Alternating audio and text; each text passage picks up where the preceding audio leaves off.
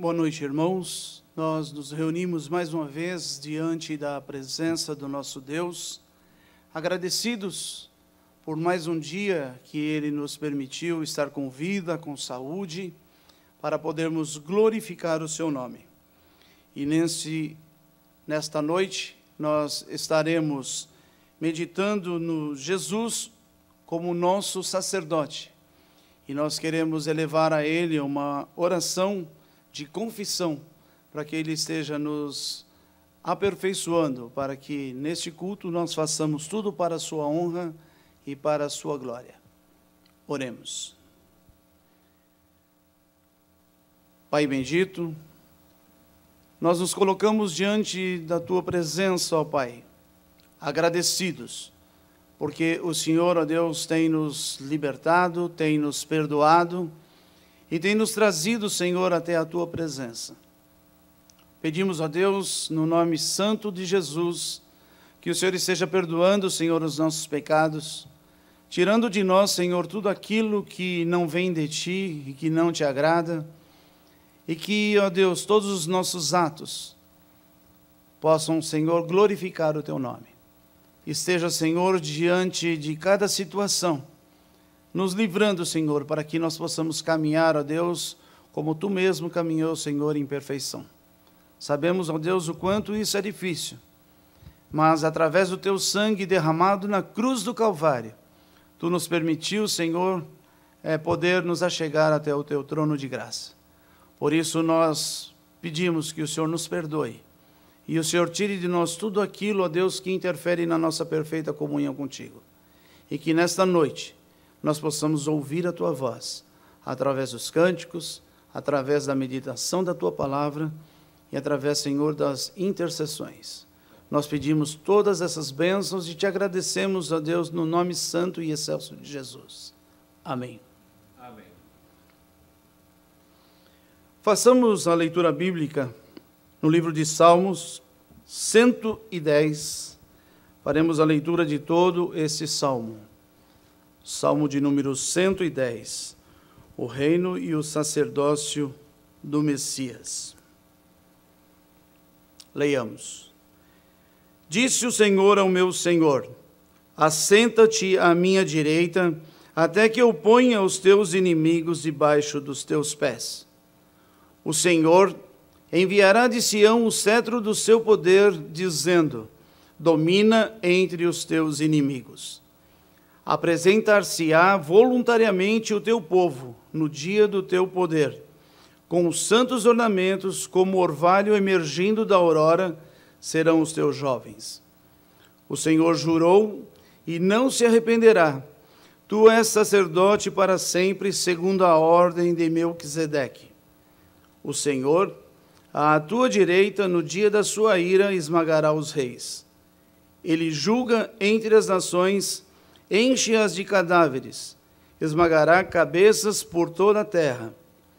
De caminho bebe na torrente e passa de cabeça erguida. Que Deus abençoe a leitura da sua palavra.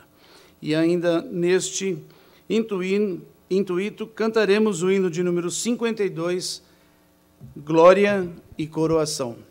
Cantemos todos a uma só voz, louvando ao nosso Deus.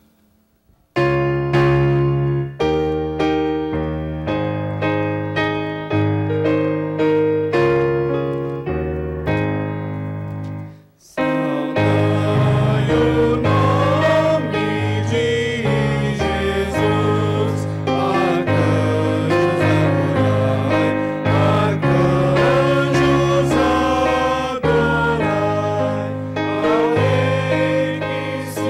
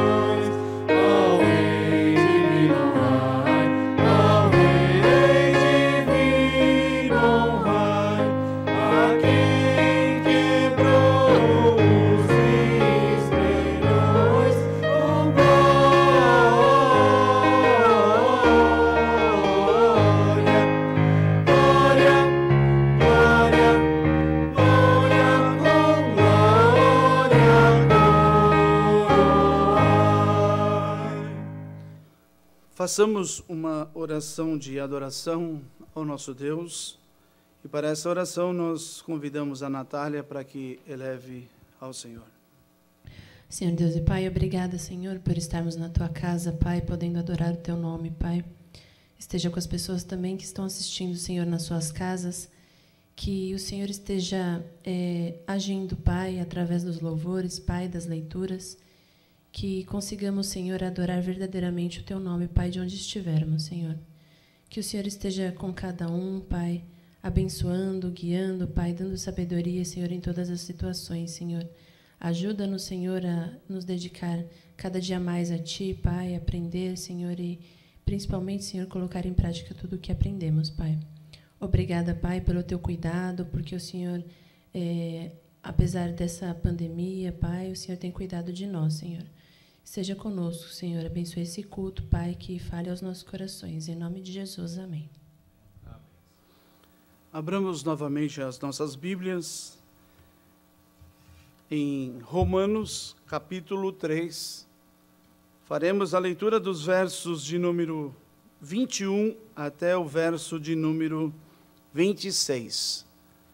Romanos, capítulo 3, dos versos de 21 até os versos de número 26. Leamos. Mas agora sem lei se manifestou a justiça de Deus, testemunhada pela lei e pelos profetas. Justiça de Deus mediante a fé em Jesus Cristo para todos e sobre todos os que creem, porque não há distinção. Pois todos pecaram e carecem da glória de Deus, sendo justificados gratuitamente por sua graça, mediante a redenção que há em Cristo Jesus, a quem Deus propôs no seu sangue como propiciação mediante a fé para manifestar a sua justiça, por ter Deus, na sua tolerância, deixado impunes os pecados anteriormente cometidos, tendo em vista a manifestação da sua justiça no tempo presente, para ele mesmo ser justo e o justificador daquele que tem fé em Jesus. Amém. Que Deus abençoe a leitura da sua palavra. Cantaremos ainda o cântico do hino número 88, Amor Perene.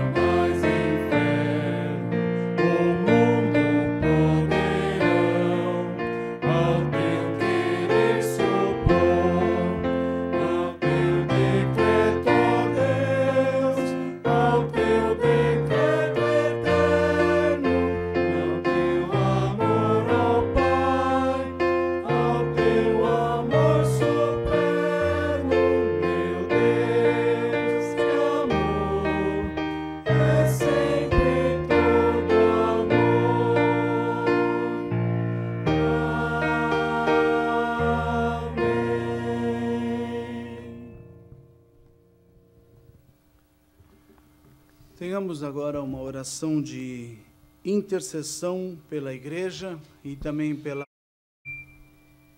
Para essa oração, nós convidamos o nosso diácono Isaac. Oremos. Santo e eterno Deus, queremos te agradecer, ó Deus, por mais um privilégio de estarmos na tua casa para te adorar, para bendizer, ó Deus, as tuas grandezas sobre nossas vidas. Ó Deus, nesse momento, eu venho te pedir, ó Deus, pela igreja do Senhor espalhada pela face da terra. Que o Senhor, ó Deus, cuide de cada igreja, ó Deus, que proclama o teu evangelho verdadeiramente. Que o Senhor, ó Deus, cuide da igreja presbiteriana de Vila Formosa, nossos queridos irmãos, que nesse momento, ó Deus, se encontram nos seus lares, te adorando, te bendizendo, Senhor. Que o Senhor, ó Deus, cuide, Senhor, porque sabemos que o Senhor, ó Deus, é um Deus que pode todas as coisas. Que o Senhor, ó Deus, faça resplandecer, ó Deus, as tuas misericórdias sobre nossas vidas, Senhor. Ó Deus, queremos também te pedir, ó Deus, pelo nosso país, que o Senhor abençoe, ó Deus, os governantes, que o Senhor dê sabedoria, ó Deus, para que eles venham tomar decisões conforme o teu querer e a tua vontade. Obrigado por tudo que o Senhor tem feito em nossas vidas. Eu oro a Deus em nome de Jesus. Amém. Teremos nesse momento os cânticos dirigidos pela nossa equipe de louvor.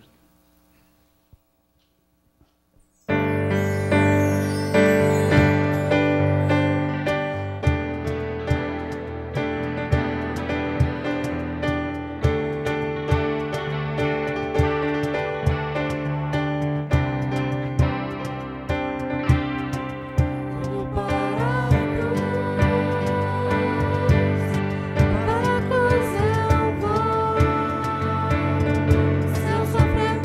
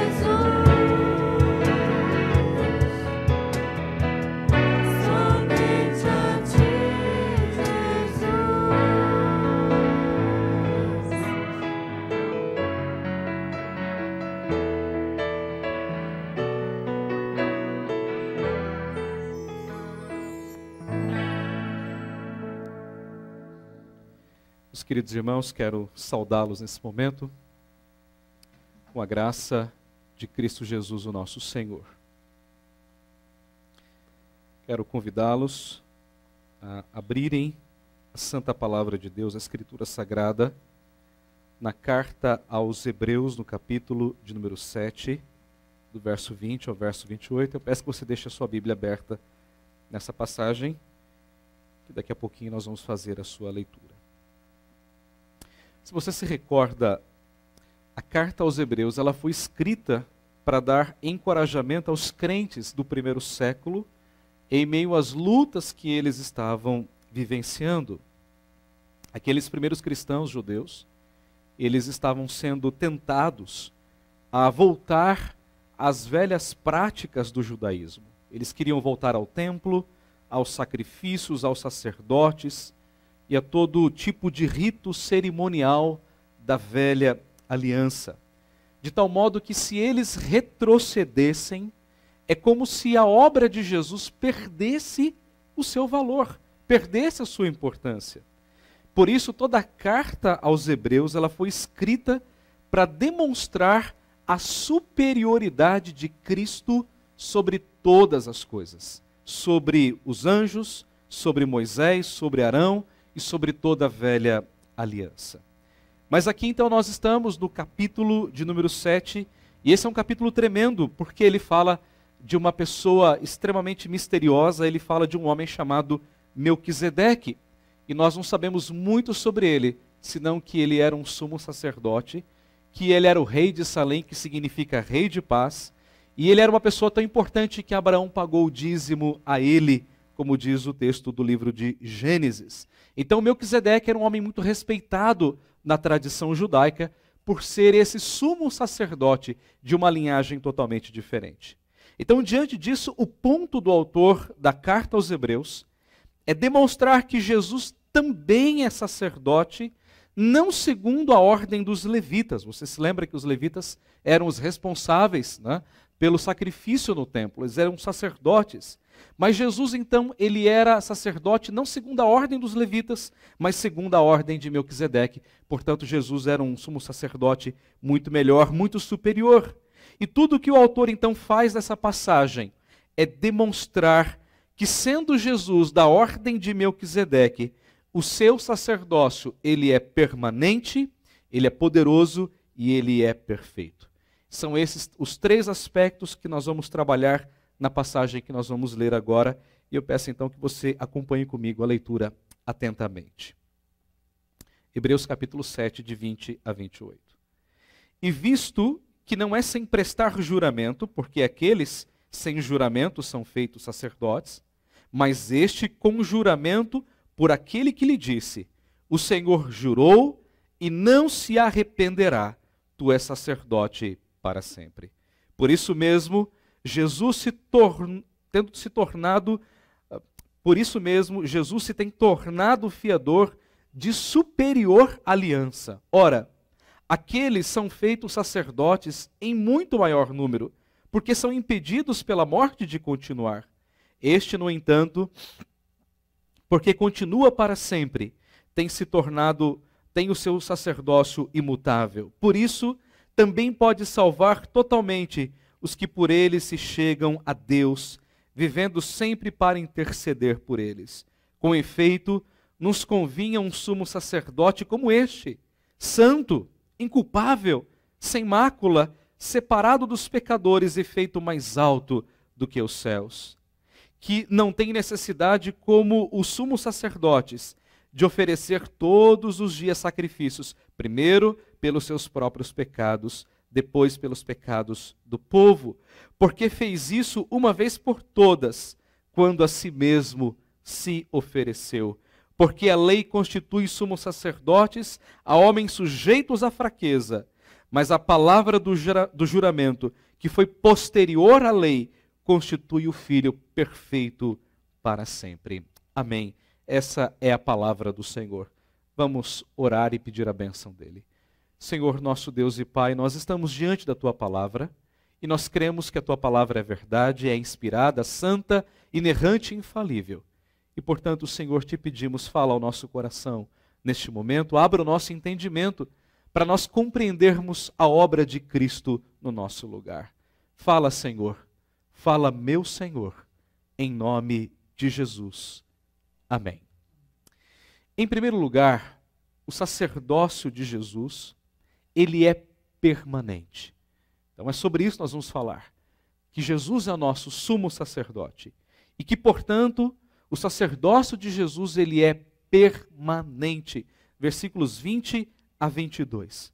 Então nós vemos aqui uma tremenda declaração de Deus. Deus olha para Jesus e disse, tu és sacerdote para sempre. O autor aqui está citando um salmo que o presbítero Valmir leu logo no início do nosso culto. Salmo 110, versículo 4. O Senhor jurou e não se arrependerá. Tu és sacerdote para sempre, não segundo a ordem dos levitas, mas segundo a ordem de Melquisedeque. Então Deus está dizendo isso acerca do filho dele. O Senhor jurou, o Senhor não se arrependerá. Tu és sacerdote para sempre. Talvez você não saiba, ou talvez você não se lembre, mas eu preciso explicar rapidamente essa questão do sacerdócio. Na velha aliança, bem antes de Cristo, Deus ele criou um sistema para perdoar os pecados dos homens. Ele estabeleceu um lugar chamado de templo, que na verdade era o tabernáculo. Deus estabeleceu um sacrifício de animais, de ovelhas, de bodes, de touros. E Deus estabeleceu um homem chamado de sacerdote para ser esse mediador entre os homens e Deus. Então, esse sacerdote que Deus escolheu, ele era alguém do próprio povo e, portanto, também era alguém pecador. Embora ele fosse esse representante dos homens diante de Deus. Ele era o responsável por estabelecer essa ponte. Aliás, a palavra, né, sacerdote na língua latina é a palavra pontifex, é aquele que faz ponte. Então o sacerdote era uma ponte entre os homens e Deus. É como um advogado que fala para o juiz no nome do seu cliente. Não é o cliente que fala ao juiz, mas o advogado fala em seu nome. Essa era a função do sacerdote na velha aliança, representar os homens diante de Deus. Mas como eu disse, os sacerdotes humanos, eles eram imperfeitos. Eles morriam como todas as pessoas morriam. Era um sacerdócio que chegava ao seu fim. Então, quando aquele sacerdote morria, um outro era colocado no lugar dele. Quando aquele outro morria, um outro era colocado no lugar dele. E assim sucessivamente.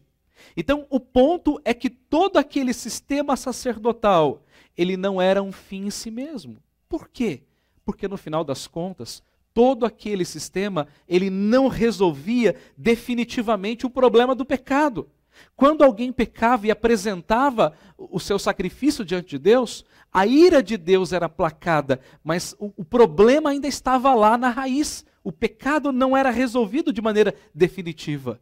Tanto é que na própria carta aos Hebreus, no capítulo 10, versículo 4, diz assim: porque é impossível que o sangue de touros e de bodes remova pecados. Ou seja, todo aquele sistema sacrificial, ele não podia resolver definitivamente, cabalmente, o problema do homem. Então alguém perguntaria, mas pastor, por que Deus então nos deu um sistema que efetivamente não resolvia o problema do homem? Porque todo aquele sistema tinha um propósito, apontar para a obra de Cristo. Aquilo era apenas uma sombra, aquilo apenas apontava para aquilo que Jesus faria mais tarde na cruz do Calvário.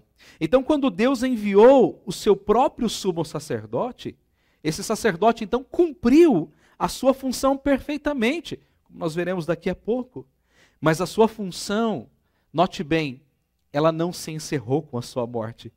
Porque esse sumo sacerdote venceu a morte e ele ressuscitou. Então é por essa razão que Jesus é o sumo sacerdote para sempre. Aqueles não.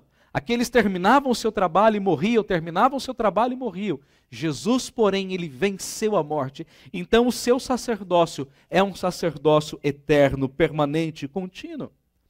Você se recorda de que eu falei sobre Melquisedeque logo na introdução do sermão? E o texto aqui no capítulo 7 diz que Melquisedeque, ele não tinha genealogia, ele não tinha princípio de dias, não tinha fim, não tinha pai, não tinha mãe. E o que o texto está querendo mostrar aqui no capítulo 7 é que Jesus é exatamente como Melquisedeque. Jesus, ele é eterno, ele não tem princípio, ele não tem fim. Nós vimos isso há 2 domingos atrás, quando eu preguei Hebreus capítulo 1. Jesus, ele é eterno, ele está acima do tempo.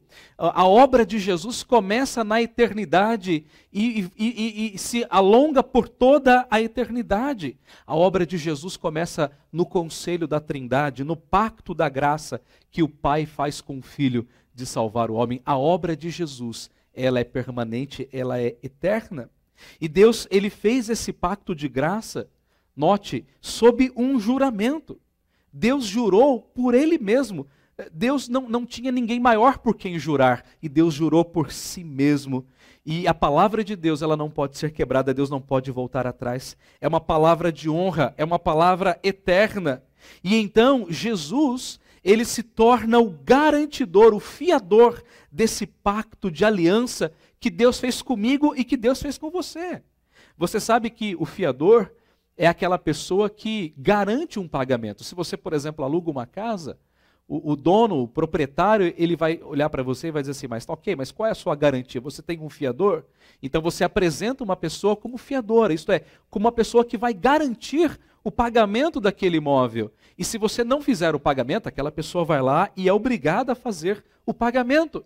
E o que o texto bíblico está dizendo é que Jesus, então, é esse fiador, é esse garantidor da aliança, desse novo pacto que Deus fez conosco, não mais no sangue de animais, mas através do sangue de Cristo. O sangue de Cristo é esse selo que nos garante a obra dele no nosso lugar. É uma fiança permanente, eterna, imutável, inquebrável e, portanto, é irretocável. É uma fiança eterna. Meus amados irmãos, o mundo muda, as coisas mudam, você muda, mas o sacerdócio de Jesus, ele continua sempre o mesmo. Ele continua garantindo que ele será por você eternamente diante de Deus. Ele é o seu mediador eterno. Você pode ir à presença do Pai, você pode orar, você pode cantar, porque Jesus já foi à presença dele. Jesus é esse novo e vivo caminho. Quando você estiver desanimado por tua frieza espiritual, ou quem sabe por teus pecados, eu espero que você se lembre que Jesus ele continua e ele continuará junto ao Pai, mantendo esta aliança de pé no nosso lugar. Eu cresci assistindo aqueles filmes, aqueles contos de fada, né? Aliás, quem é que nunca assistiu alguma coisa assim? E um desses contos de fada, muito conhecido de todos nós, é a história da Cinderela, né? Você se lembra da história daquela moça, plebeia, enfim. E esses filmes, esses contos, eles terminam sempre do mesmo jeito. Acho que você já percebeu isso, né? No final do filme, vem aquela famosa expressão, e viveram felizes para sempre. E é interessante notar que a maioria desses autores, eles não são crentes. Não têm um conhecimento bíblico. Mas a pergunta é, por quê? Por que todos esses filmes, eles anseiam por ter um final feliz? Por quê? Porque, na verdade, nós somos criados para isso. O ser humano ele foi criado para ter esse final feliz. É assim que Deus nos criou. Não é? E quando nós pensamos nisso, no sentido da vida cristã, é assim que deve ser. Porque apesar das lutas, apesar dos sofrimentos, nós temos que saber que no final da história, tudo vai terminar bem. O final da história será exatamente assim. E nós viveremos felizes para sempre. E a pergunta é por quê? Porque Jesus está lá, por meio da sua obra, mantendo essa aliança permanentemente em pé. Então, por isso, nós viveremos uma vida feliz na eternidade. Então, como nós vimos, Jesus então tem o seu sacerdócio permanente, eterno. Em segundo lugar, o sacerdócio de Jesus, ele é poderoso. O sacerdócio de Jesus é poderoso. Os versículos 23 a 25 falam sobre isso. Então, como nós vimos, o autor ele está fazendo aqui um contraste entre o sacerdócio humano e o sacerdócio de Cristo.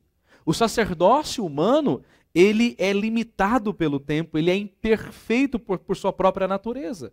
Mas o sacerdócio de Jesus, porém, é um sacerdócio permanente, é um sacerdócio eterno, isso ficou bem claro para nós.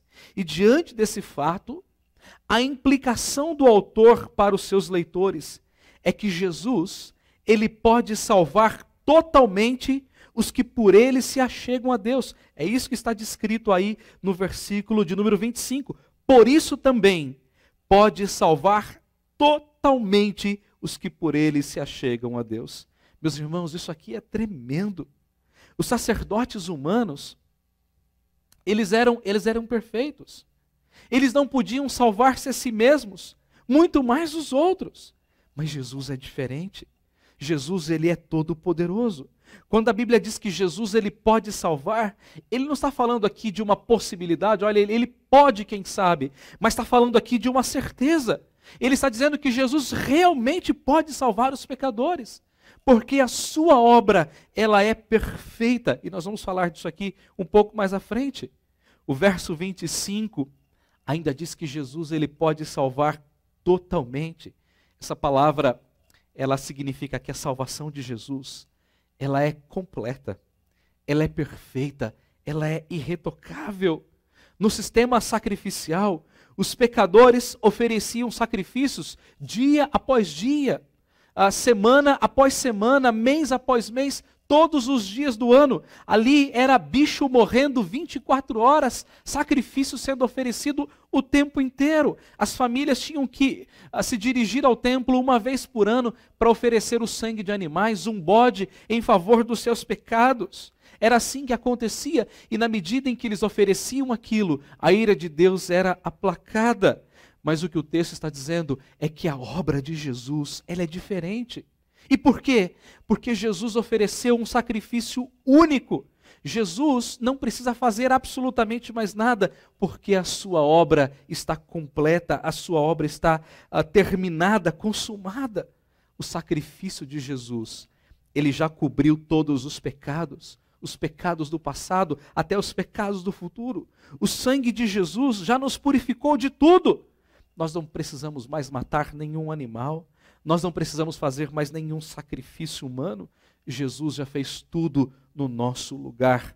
Nenhuma gota do sangue de Cristo foi derramada em vão na cruz do Calvário. Nenhuma gota desse sangue precioso. A obra de Jesus, ela é poderosa para salvar os pecadores.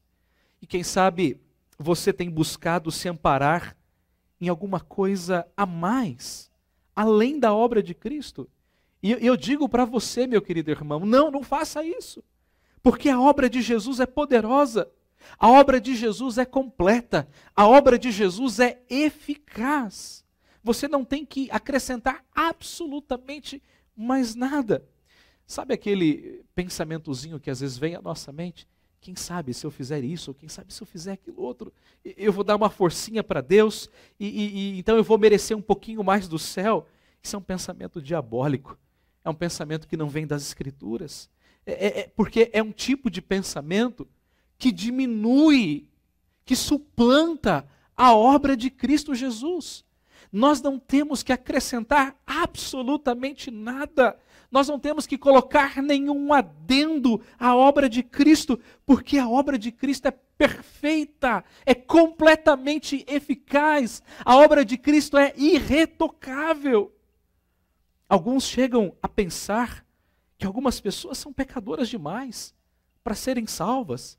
Às vezes as pessoas dizem assim, mas você viu? Aquela pessoa nunca vai ser crente. Olha os pecados dela, olha a vida dela, olha como ela age, olha como ela é corrupta e assim por diante. Mas eu quero dizer para você que para Cristo não existe um pecador mais difícil, um pecador menos difícil de ser convertido. Quando a obra de Cristo, ela toca o coração do homem, ela o transforma, ela o liberta, ela o regenera, ela muda completamente a vida deste homem. Nós temos um exemplo claro nas Escrituras, foi Paulo. Paulo era um perseguidor, era um assassino dos crentes, mas quando Cristo entrou na vida de Paulo, a vida de Paulo foi mudada, foi transformada, e ele passou a ser um pregador do Evangelho da Graça. A obra de Cristo é poderosa para salvar os pecadores. O sangue de Cristo, irmãos, ele é eficaz, totalmente eficaz, para nos perdoar, para nos purificar de toda a injustiça. O sangue de Cristo nos cobre por completo, de tal modo que quando Deus nos olha, Deus não vê mais a feiura do nosso pecado, mas vê a beleza de Cristo em mim e em você. Quem sabe você esteja me ouvindo agora e se perguntando, muito bem, o que é que eu tenho que fazer então diante dessa grande verdade? Eu digo a você, querido, creia em Jesus, creia na obra de Jesus, creia que Jesus morreu por você e pagou os seus pecados. Arrependa-se dos seus pecados e creia em Jesus, creia nele de todo o coração. Creia que o sangue de Jesus te purifica de todo o pecado e é pela graça de Deus que você vai para o céu. Não pelos seus méritos, não por aquilo que você faz, mas por aquilo que Cristo fez no seu lugar na cruz do Calvário. Creia que a obra de Jesus, que o sacerdócio de Jesus, ele é poderoso. Em último lugar, o sacerdócio de Jesus, ele é perfeito. Versículos 26 e 28 falam sobre isso. O último aspecto do sacerdócio de Cristo, ele é apresentado de maneira tremenda. O autor aqui, ele relembra vários adjetivos da obra sacerdotal de Cristo. E eu quero aqui apresentá-los muito brevemente. Primeiro, ele diz que o sacerdócio de Cristo ele é santo. Jesus é o santo de Deus. Jesus, não há nele nenhuma mancha, não há nele nenhuma sombra de pecado. Ele é completamente santo, porque ele é o resplendor da glória de Deus. E assim como o Pai é santo, o Filho também é completamente santo. Ele é diferente daqueles sacerdotes da antiga aliança. Segundo, ele é inculpável. Nenhum pecado pesa contra a pessoa de Cristo, contra a santidade de Cristo. Ele é livre de todo e qualquer pecado. Aliás, o apóstolo Paulo diz que aquele que não conheceu o pecado, ele se fez pecado por nós. Isto é, embora Jesus, ele se identifique conosco, com a nossa natureza, mas ele não tem o nosso pecado, ele é inculpável, não há nenhuma culpa nele. Mas terceiro, o autor diz que ele também é sem mácula, isto é, Jesus é totalmente puro. Embora ele tenha vivido entre os pecadores, maculados pelo pecado, ele mesmo não foi contaminado com o vírus, com esse coronavírus, nós fazendo aqui um trocadilho, com esse vírus do pecado. O vírus não habitou nele, porque ele é completamente santo, ele não tem mácula. No Antigo Testamento, os sacerdotes ofereciam animais, e muitas vezes esses animais, eles tinham máculas, eles tinham manchas, eles eram impuros, porque eles não resolviam definitivamente o problema. Mas Jesus não tem mácula, Jesus não tem mancha, ele é completamente puro, muito mais puro do que a neve, muito mais puro do que qualquer animal encontrado ali no sacrifício. Jesus, ele é completamente alvo, completamente puro. Mas o autor ainda diz que Jesus, ele é separado dos pecadores. Jesus, ele viveu, ele andou, ele comeu com os pecadores, mas Jesus jamais se tornou um pecador com eles. Aliás, aqui mesmo no capítulo 4, nós vimos domingo passado, que ele se identificou conosco, ele sentiu exatamente aquilo que nós sentimos, ele sentiu compaixão de nós, ele simpatizou-se conosco, mas ele não teve nenhum pecado. É muito interessante, irmãos, porque Jesus, ele tem a mesma natureza que nós, a natureza humana, mas ele não tem a mesma essência que nós, porque ele não tem a essência pecaminosa. Olha que paradoxo interessante. A mesma natureza humana, mas não a mesma essência pecaminosa. Então, ao mesmo tempo que Jesus entende o nosso sofrimento, ele também é diferente de nós, porque ele não tem nenhum pecado, ele é separado dos pecadores. Isso faz então Jesus homem, mas faz também de Jesus um Deus tremendo. E por fim, o autor termina dizendo que Jesus, ele foi feito mais alto do que os céus. Jesus, ele foi exaltado pelo Pai, acima de tudo e acima de todos. Jesus, ele ocupa uma posição de honra à destra do Pai. Ninguém nesse mundo tem maior honra e maior glória do que Jesus Cristo. Então, meu querido irmão, diferente dos sacerdotes imperfeitos, que dia a dia ofereciam sacrifícios por eles mesmos e pelo povo, Jesus, ele fez um sacrifício único, perfeito, um sacrifício quando ele se entregou por nós na cruz do Calvário. Jesus, ele é infinitamente superior a todos os sacerdotes da velha aliança, porque Jesus, ele é perfeito, a sua obra é perfeita e o é para todo sempre. Meus amados irmãos, o sacerdócio de Jesus, além de ser permanente, além de ser poderoso, o sacerdócio de Jesus é perfeito. Jesus, ele não precisa de nenhuma ajudinha tua. A sua obra, ela já está plenamente consumada em toda a sua extensão. Ele já alcançou cada um dos seus eleitos. Eu quero trazer aqui uma expressão de um dos meus professores, Dr. Ligon Duncan, quando ele disse que a nossa garantia, isto é, a garantia da nossa salvação, ela não se baseia subjetivamente na nossa fé. A nossa fé é apenas um instrumento pelo qual nós recebemos a segurança da salvação. A nossa garantia, a garantia da nossa salvação, ela está fundamentada de maneira objetiva na obra de Cristo Jesus, na cruz do Calvário. E se nós não meditarmos, orarmos, refletirmos, mastigarmos, digerirmos, provarmos e vermos essa grande verdade, a nossa segurança, ela vai ser falha. Então eu quero que você entenda o grande ponto aqui. A certeza da sua salvação, a certeza da vida eterna, ela não está fundamentada em você mesmo, mas ela está fundamentada na obra perfeita, eterna, poderosa e eterna de Cristo Jesus, o nosso Senhor e Salvador. Meu querido irmão, eu quero concluir esta mensagem neste momento, levando você a refletir sobre algumas verdades. Primeiro, se você em algum momento se achou um grande pecador, miserável, para entrar no céu, eu quero dizer para você que então somos dois. Porque eu também me sinto assim muitas vezes. Mas eu também quero dizer a você que é por essa razão que você deve olhar para a obra de Jesus no seu lugar. Olhe para a obra de Jesus. Muitas vezes a psicologia moderna, a sociedade moderna tem dito assim, olhe para dentro. Não, a Bíblia não diz olhe para dentro, a Bíblia diz olhe para o alto, olhe para a obra de Jesus. Segundo lugar, se você tem andado desanimado, meio desanimado, quem sabe desesperançado, então lembre-se que Jesus, Ele continua intercedendo por você, Ele continua orando em seu favor, Ele continua cumprindo com o seu papel de sumo sacerdote. Ele é o sumo sacerdote eterno e Ele vai continuar no céu, intercedendo por você, orando em teu favor. Creia nisso, descanse nessa grande verdade. Terceiro, se nesses dias de pandemia, você tem visto um mundo perdido, desorientado, frustrado, então apresente Jesus a essas pessoas, porque Jesus, Ele é poderoso para transformar os pecadores. A grande resposta a esse mundo frustrado chama-se Jesus Cristo. Ele é a resposta, Ele é o caminho, Ele é o alvo, a verdadeira alegria da vida de um pecador. Por fim, meu querido irmão e minha querida irmã, eu sei que a igreja ela está sofrendo muito com tudo isso e não é para menos. Todos nós estamos sofrendo. Nós estamos sendo privados do culto público.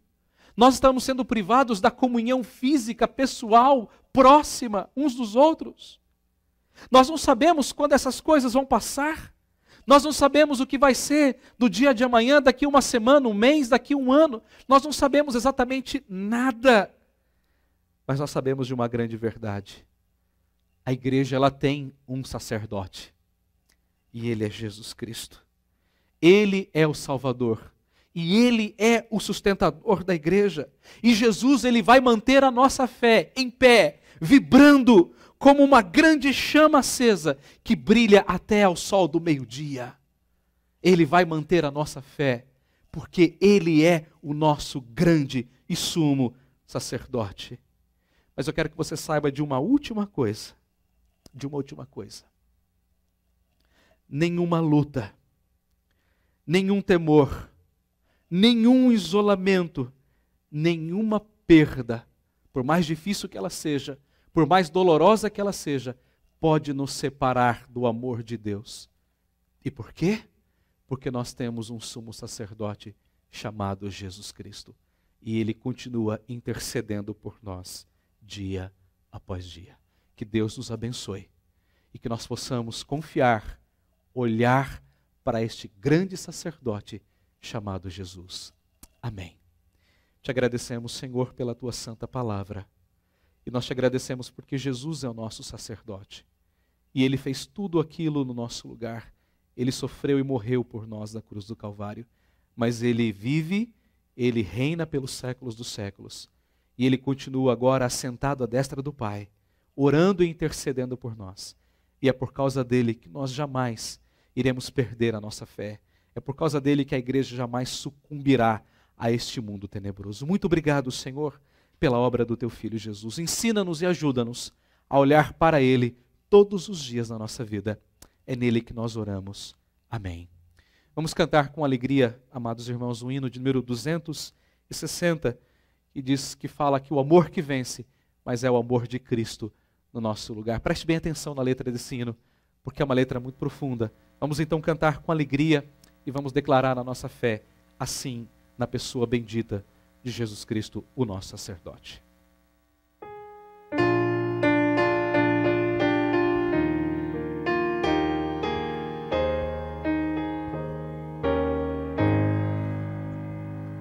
Amor que por amor desceste, amor que por amor morreste, a quanto amor não padeceste, minha alma quer se resgatar e seu amor ganhar.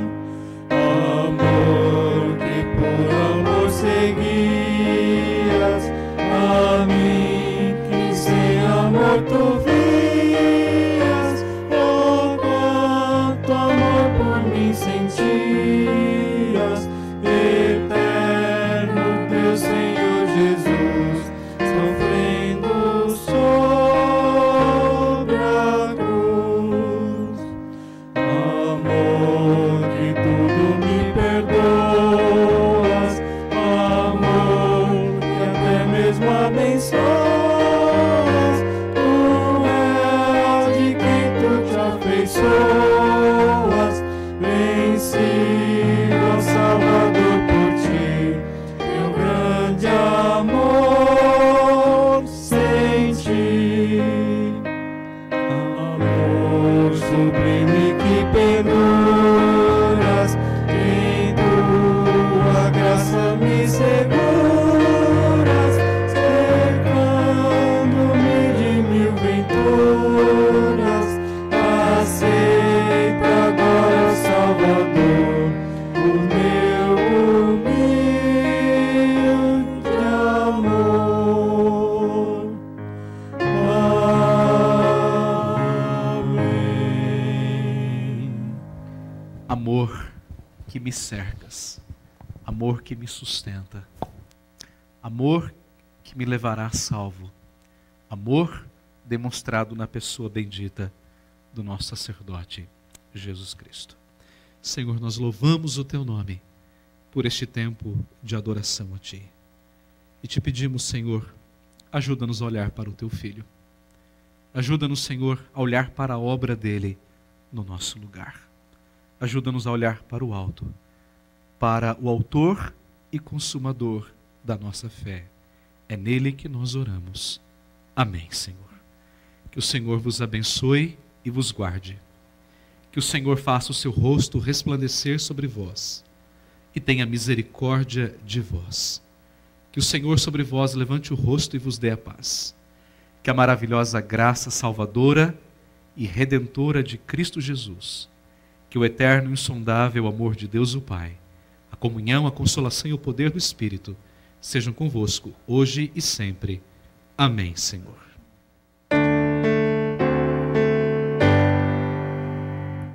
Glória seja ao Pai, ao Filho e ao Santo Espírito, como era no princípio, é hoje e para sempre, eternamente. Amém. Amém. Maranata. Ora vem, Senhor Jesus. Amém. Que Deus nos abençoe, louvado seja o nome dEle, por mais esse tempo de adoração ao seu santo nome. Eu gostaria aqui de dar um aviso importante e também fazer 2 agradecimentos. O primeiro aviso, irmãos, é que nós tínhamos uma conferência agendada agora, uma conferência presencial, agora no final do mês de julho, início do mês de agosto, dias 31 de agosto, 1 e 2 31 de julho, 1 e 2 de agosto. Seria o primeiro encontro da fé reformada. Mas em razão de toda essa situação, dessa pandemia, de isolamento e tudo, nós resolvemos suspender a nossa conferência aqui presencial e vamos então fazê-la de maneira online, a transmissão via YouTube. Então quero deixar aqui para você o convite para que você possa então acompanhar a nossa primeira conferência. O tema da nossa conferência será a suficiência das Escrituras. Começando então na sexta-feira, dia 31/7, estará conosco o reverendo Heber Carlos de Campos Júnior, falando sobre a importância das Escrituras. Isso vai ser às 20 horas. No dia 1º, no sábado, vamos ter o reverendo Vitor Ximenes, pastor no Recife, e vai falar sobre a suficiência das Escrituras para o aconselhamento bíblico, às 19 horas. E no domingo, encerrando a nossa conferência, o reverendo Cláudio Marra, que é professor também no Seminário JMC, também é editor da nossa editora Cultura Cristã, e ele vai falar sobre a suficiência das Escrituras no ensino bíblico. Então, no domingo, às 10 horas da manhã. Então, eu peço que você fique atento.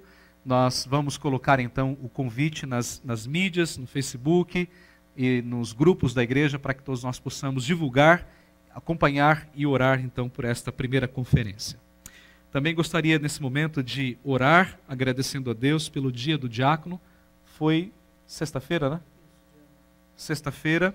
Então, nós queremos orar pelos nossos diáconos nesse momento e agradecer a Deus pela vida deles. Vamos então ter uma oração de gratidão, mas vamos fazer o seguinte: o nosso coral também, no domingo passado, completou 65 anos de organização ou de início do trabalho, né? Então já são aí, basicamente, 6 décadas louvando ao Senhor. E eu gostaria de deixar aqui um versículo para o nosso coral, que está no Salmo de número 149, versículo de número 2, que diz assim, ou melhor, é isso mesmo, Salmo 149, versículo 1, melhor dizendo: Aleluia, cantai ao Senhor um cântico novo e o seu louvor na Assembleia dos Santos. Queridos irmãos, o coral, assim como a junta diaconal, desempenham papéis muito importantes na Igreja de Cristo. Os diáconos servem à Igreja do Senhor, servem de maneira contínua, de maneira eficaz, dedicam as suas vidas ao serviço do Senhor. Aliás, a palavra diácono, ela significa isso, né? Aquele que serve. E o nosso coral, assim também, tem desempenhado um papel muito importante, levando a palavra do Senhor de forma cantada ao povo do Senhor e àqueles que também não conhecem o Evangelho da graça de Deus. E nós queremos muito louvar a Deus pela vida do nosso coral, pela vida dos regentes, pela vida da diretoria do coral, por todos aqueles que se empenham, dedicando as suas vidas para o trabalho do reino do Senhor. E é como diz o salmista, né? O seu louvor, né, esteja na Assembleia dos Santos. Como é bom ouvir o coral cantando a palavra do Senhor, né? Inclusive, essa semana o reverendo Abel me escreveu dizendo que estava sentindo falta dos cultos e também falta de ouvir o coral, a palavra do Senhor cantada. E de fato, faz muita falta ao nosso coração. Mas que o Senhor abençoe ricamente o nosso coral por esses 65 anos de existência. E que o Senhor renove as suas forças, dando graça, para que ao retomarmos as nossas atividades presenciais, o coral possa retomar também as suas atividades, louvando o nome do Senhor. Vamos orar nesse momento, agradecendo ao Senhor. Bendito Deus e Pai, nós te rendemos graças, ó Deus, pela vida dos nossos diáconos, por esses homens que o Senhor mesmo levantou na tua casa para te servirem. Que o Senhor os abençoe, que o Senhor os sustente, que o Senhor dê graça a eles, para que eles continuem, ó Deus, te servindo com amor, com humildade e com perseverança. Que eles sejam grandes instrumentos do Senhor para a bênção do teu povo, como já tem sido até agora, Senhor. Abençoa com eles também todas as suas famílias, enchendo-os, ó Deus, de graça, de sabedoria, dos frutos do teu Espírito. Renova as forças dos teus servos e que ao retomarmos as nossas atividades, eles possam ser de grande bênção e de grande valia na vida do teu povo, Senhor. Mas nós também queremos te agradecer, ó Pai, pela vida, pela existência do nosso coral, 65 anos de organização. Que o Senhor abençoe muito, ó Deus, a vida de cada coralista, a vida dos regentes, a vida, ó Deus, da diretoria do nosso coral. Sustenta-os, ó Deus, com a tua graça. E que eles possam cantar, ó Deus, não apenas com os seus lábios, mas que eles cantem com o coração, com a vida. Que eles continuem, ó Deus, reverberando, propagando a Tua palavra cantada aos corações dos pecadores. Abençoa muito o nosso coral e que na retomada dos trabalhos eles possam novamente louvar e bendizer o Teu santo nome, Senhor. Por tudo isso nós Te damos graças e o fazemos em nome de Jesus, o nosso sacerdote. Amém. Deus nos abençoe, uma boa semana para todos nós em Cristo Jesus. Amém.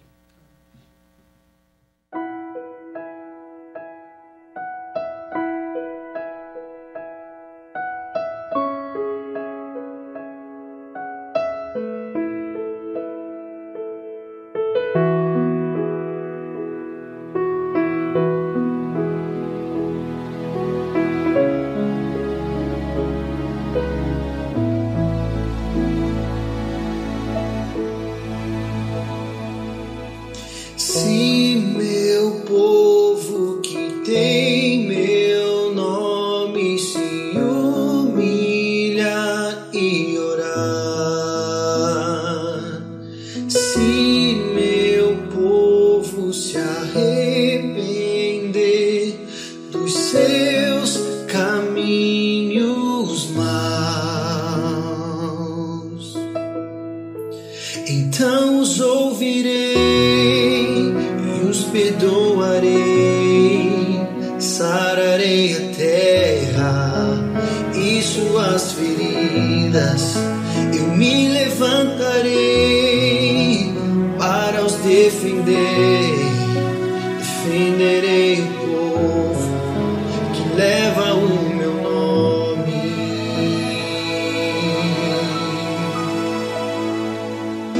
Se buscares a minha face ao invés das minhas mãos, se orares uns pelos outros e não por coisas vãs, então os ouvirei e os perdoarei, sararei a terra e suas feridas. Eu me levantarei para os defender. Defenderei o povo que leva o meu nome. Então me lembrarei das minhas promessas.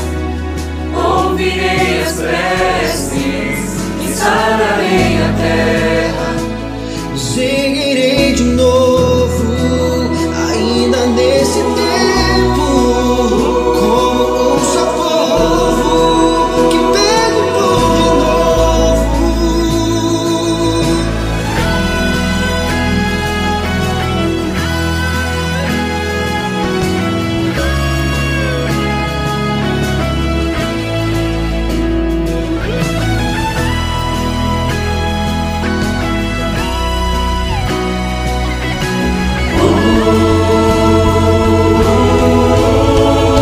Então os ouvirei e os perdoarei, sararei a terra e suas feridas.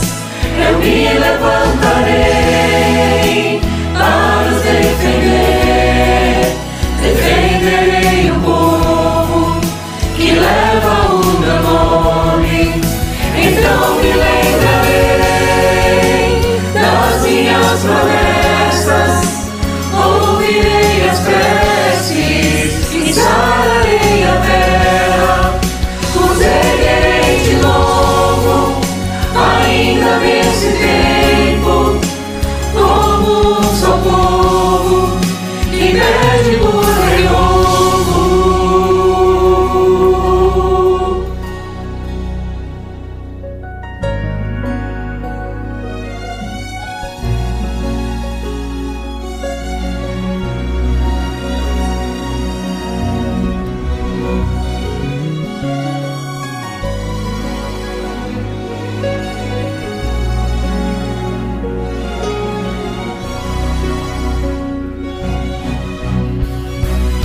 Então os